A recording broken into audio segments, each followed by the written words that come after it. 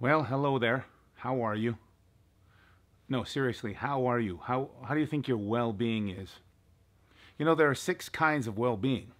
And in this episode, I'll tell you all about all 6 types of well-being, and I'll also tell you how they can give you superpowers.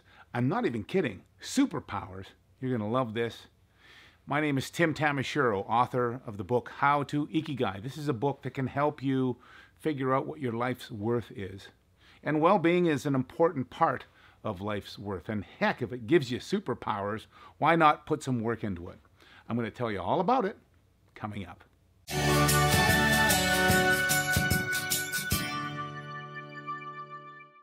You see this?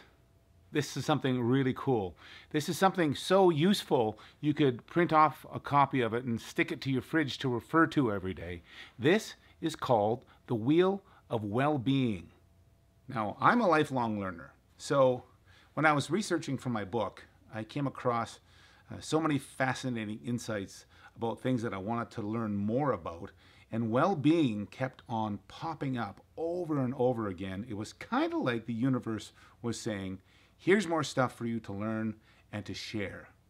This Wheel of Well-Being captured my imagination because I remember thinking to myself as I looked at it, I went, hey, I could do all of that today. This was created by a consortium of healthcare organizations in the United Kingdom. They wanted to address and promote the idea of enhanced mental health throughout the country. Now, you already know that what you eat and what you do every day physically is going to have a big effect on your physical health. Well, it's also important to know that when you put effort into the way you think and feel every day, it will enhance your well-being as well.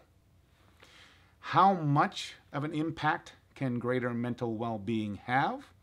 Well, there's a growing body of evidence that shows that individuals with higher levels of well-being have superpowers. What kind, you might be wondering? Well, you can fight off a cold better, for one. You're more creative, you have better problem-solving skills. Heck, you have the superpower of greater pain tolerance as well. And in the event that you have a surgery, you can heal faster. But perhaps the best one of all is the one that I'm going to tell you about right now. Greater mental well-being can contribute to up to an extra 7 years of life for you. Now, if those aren't superpowers, I don't know what are. Now, you might be thinking to yourself, well, what about my genetics and the way that I was raised and my circumstances right now? Well, yeah, all of those factors certainly do have an impact on your mental and physical well-being, but I have really good news for you, though. They only account for 60% of your well-being. The other 40%, you have control over. You have control over your attitude and your actions and your choices. It's kind of like life is the car, but you have the driver's wheel and the acceleration pedal and the brake. Now, there are 6 sections to the Wheel of Wellness.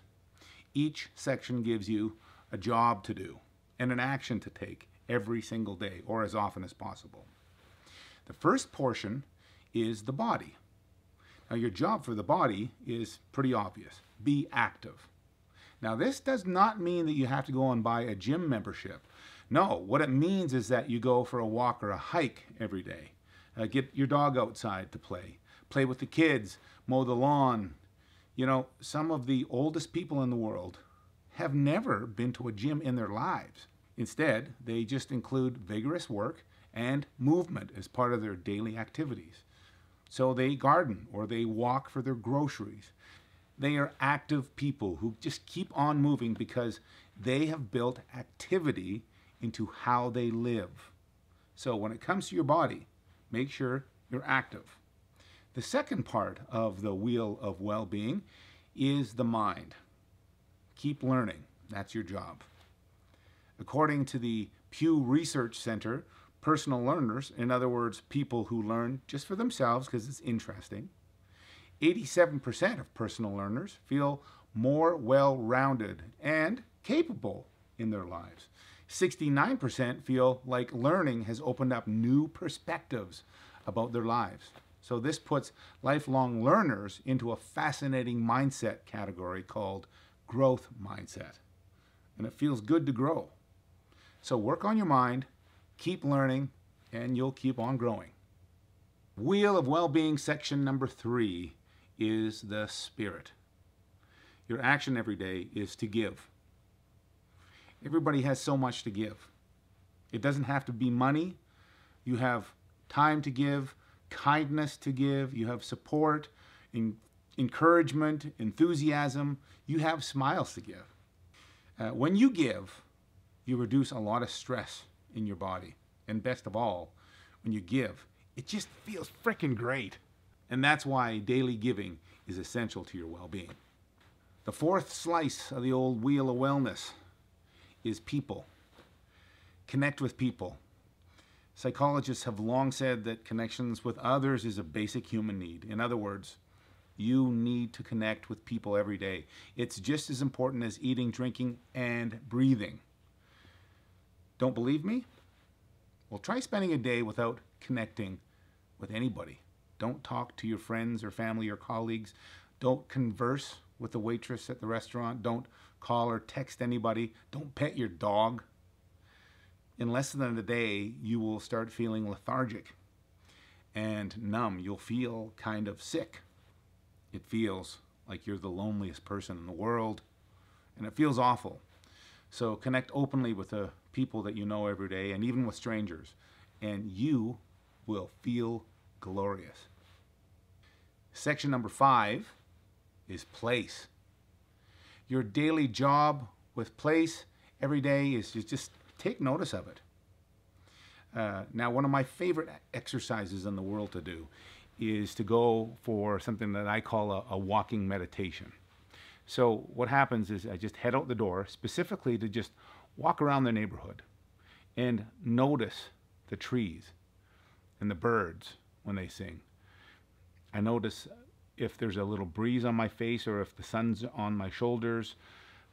I just go out and I look for beauty. And it's everywhere. It's incredibly relaxing to go for a walking meditation. And it's important as well because it helps you recharge your superpowers. So section number 5 is place. Get out and notice it.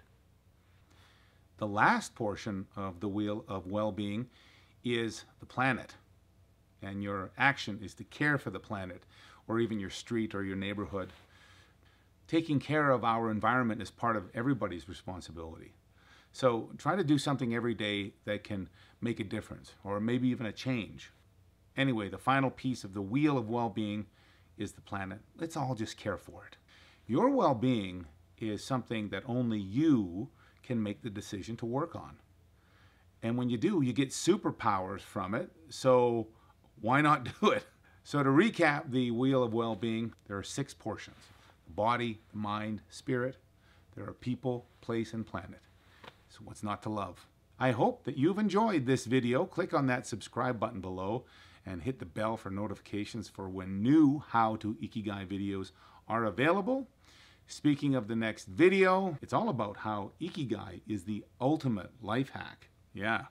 In the meantime, you can pick up a copy of my book, How to Ikigai, and the link is in the description below. I'm Tim Tamashiro. Thanks so much for watching. Oh, and a reminder to do more you.